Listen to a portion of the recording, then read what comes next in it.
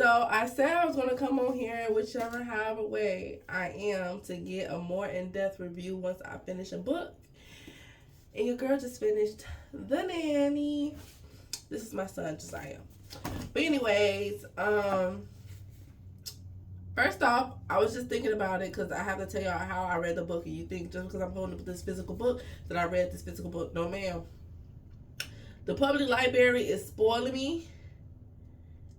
And this road that I'm heading down is going to be real expensive because I have to have the physical book. I don't have to have the physical book. I could do without. But I do need the Audible. And then I just started reading the Ebook, child. So I had all three reading this book. And I'm going to tell you why I need all three. So one, to get the extent of actually holding the book. Because when I'm not doing anything else, to use the other options. The reason why I use Audible is when I'm cleaning up around the house, or if I'm in the shower, or if I'm driving, I don't want to listen to music or none of that, or I don't want to watch no YouTube videos, I want to read my book, but I need to get stuff done. That's what Audible is for. I started using Ebook when it's time for me to go to bed, and I'm actually in the bed, but I don't want to disturb the people around me, so I read on my phone, so I don't have to cut the light on and read it from the book. And then when it's real spicy and juicy, I can't be having that being played out loud. I do have a daughter who's 6 years old, and she don't need to be listening to that stuff, so this is why I got the physical book. For when I'm not, because if I'm on my phone, I'm finna scroll on TikTok, I'm finna be on my Bookstagram, and I'm finna play some games while listening to the book. So that's why I have the ebook. So I had all three options when reading The Nanny.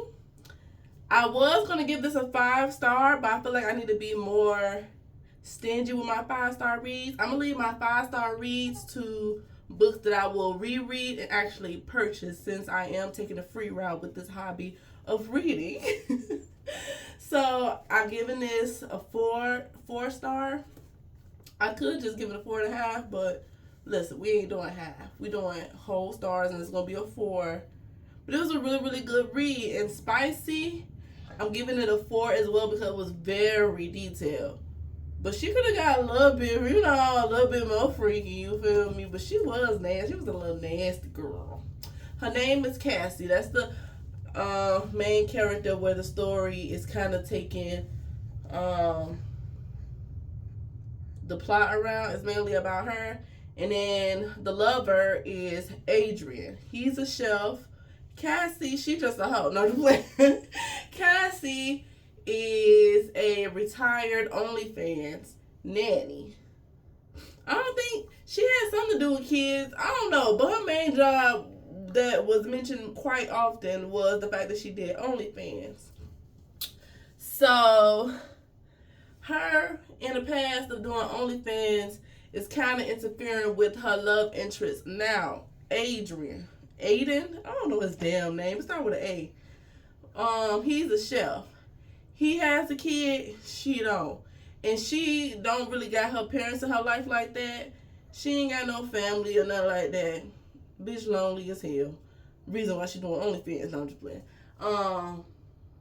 But yeah, so she kind of battling with the past of her doing OnlyFans and whatnot. And, I guess trying to not let it interfere with the relationship she's in right now. So the rest of my review now is probably going to get a little bit spoily, so I'm going to put a timestamp on where you should forward to. I hope that was a good enough review. But if you read this book, The Nanny, you know how Cassie and Aiden end up. First of all, let's take it back a year ago. He was paying for her OnlyFans and didn't know. But I like how before each chapter it showed the messages of them interacting with each other and whatnot a year ago. My issue with this is why I took away a star. Once you found out that he was the person on your OnlyFans, why you didn't put 2 and 2 together with his baby mama dying a year ago and him disappearing a year ago? That never came to her head. He had to tell her ass that. And then second, to add on top of that, I feel like Cassie is a slow bitch. Like, they made it seem, Lana, Ferguson, trying to make it seem like she had her shit together, which she really did at all. Reason why she had to do that OnlyFans. And Cassie is a smart ass. She really do think she know it all because she reading them goddamn Snapple tops. No, ma'am. Shut up and sit the fuck down. I didn't like the fact that she always cut him off, thinking that she know what he gonna think or know what he about to say. Shut the fuck up and let that man talk. And Aiden, you kind of a bitch ass nigga for not saying something and not letting, like, for letting her cut you off and shit like that. Like, be a man. It was plenty of times when he needed to be a man, actually. And the fact that he's a chef, but he can't make pancakes, he be burning shit, and they try to make it seem like he was this type of nigga that was getting that money on. And he wasn't. He wasn't getting that money on like that. He just had poor choices with his money on. But nevertheless, and I don't like the fact that they never said how much Cassie got paid for Nanny, because this bitch made it seem like she was getting paid the big bucks. I don't know about that. But I'm kind of like just spilling at this point. So the storyline goes on. Cassie found out who he is based on this little heart-shaped mark that he got next to his groin area. And that was cool. One, her delaying telling him, I feel like that kind of went along with the story. Whatever, you kind of pussy. Because at this point, you already fucking him. Does it matter how he would feel? Because you fucking him now at this point. So you not telling him was weird, actually. And then,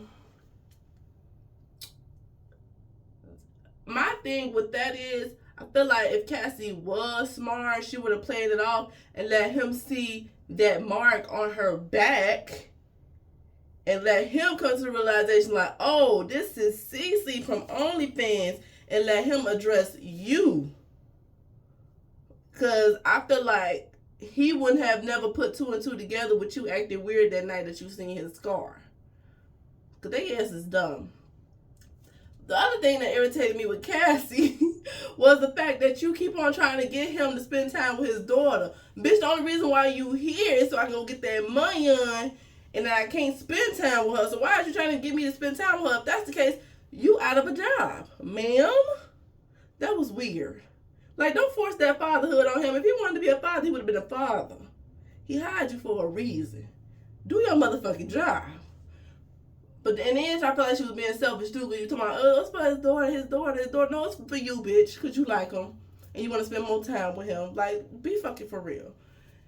His sister, his ex-sister-in-law, well, him and his baby mom was never together. So, Sophie's auntie, she kind of had a right to feel how she was feeling because you got all these strangers around my niece when I could have had her. But then again, she ain't had no time because she had to be at her shop because your sister passed away. She was the other one that was doing it with you. So, ain't nobody really had time for Sophie. So, don't try to make it seem like you would have been a better guardian for her. Because you didn't have the time either. But anyways, what else pissed me off? Towards the end with the switch up of Cassie thinking she know it all, thinking I should just leave. It will make the situation better in the long run. I needed that switch up because right before that had happened, I was talking about I get all the lovey-dovey shit. They together, they're a happy family now and whatnot. She getting along with the auntie. I need some toxicity. But the route that Lana took was a dumbass route. I wasn't feeling it. Because it was what I needed. Because I didn't want it to all be lovey-dovey. But at the same time, Lana, why you made her make that dumbass choice? Because, bitch, you sounded dumb from the beginning. I just have to. Because all the auntie said was, I'm going to take you to court. And he said, bitch, I'm going to file a restraining order against you. So you can't just take me to court like that. It ain't going to be that sweet. Because if you're going to take that route, I'm going to take that route too. And I'm going to get ahead of you before you can get ahead of me. So he kind of already had it under control. Which I go back to me saying that he kind of a bitch and not a real man. Because stand your ground. Say that. And motherfuckers out like they can't speak their motherfucking feelings. Why you ain't tell that girl you loved her? But then again, you let her speak ahead of you, talking about some she ain't ready for that life, she ain't ready to take care of Sophie, which is kind of weird, or plays along in what I was saying to begin with. You wasn't doing your motherfucking job. Because how you not there to take care of Sophie when you there 24/7 anyhow? But you ain't ready because you been having him come around to help you take care of Sophie. But you ain't a good motherfucking nanny. But nevertheless, a year later, they got back together. Finally, the damn Sophie, her ass had to talk some sense into the bitch because everybody else around her telling her what the fuck it is. But she so goddamn I know it all, ain't nothing clicking, Steven. Ugh, blew me. So a year later, I wish she was pregnant. That's the only thing. He was just getting down on one knee and whatnot. Like, how you let Wanda beat you to the... But Wanda was talking to that dude. Wanda was the guardian, kind of the guardian. She took that guardianship role with Cassie because she ain't had nobody. Motherfucker was lonely as hell. Wanda technically ain't had nobody either.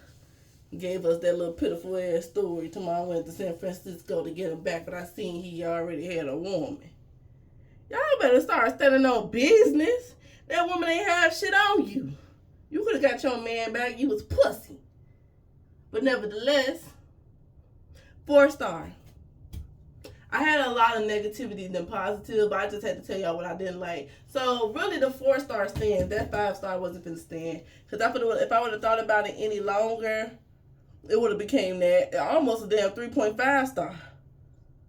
But I'm going to give it a 4-star. The spiciness, 3.5 and a 4-star. It was very detailed. It was to the point where I had to turn my phone down.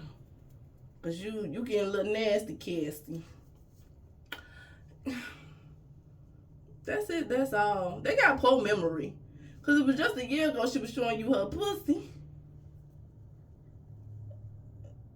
Pussy trash. Pussy regular. Pussy didn't even stand out to him. But that was my review on the Nanny featuring my son. He's kind of knocked out sleep. And y'all better not say, oh my God, he's just a good boy. No, if he was a good boy, he would be laying down, right? Purposely bring him up in here to be talking like this in front of my son. I could have waited, but no. Because I'm going to start my second book. That's why I came in here to record, because I didn't want to forget none of my thoughts. Because I'm done with the book. It's not something I will reread. It's not something I will purchase to be a part of my collection. It just is what it is. It's a good book. I recommend it. But now I'm going to get into the partner plot. I don't know what it's about. I think I seen something about high school. Don't hold me to it. But let's get to it. Oh, this the book. I have to read it because it's a 5-week hold on the audio and it's a 5-week hold on the ebook. So I got to read this physical all the way. So we're finna see what it gives. It's a 10-hour Audible though.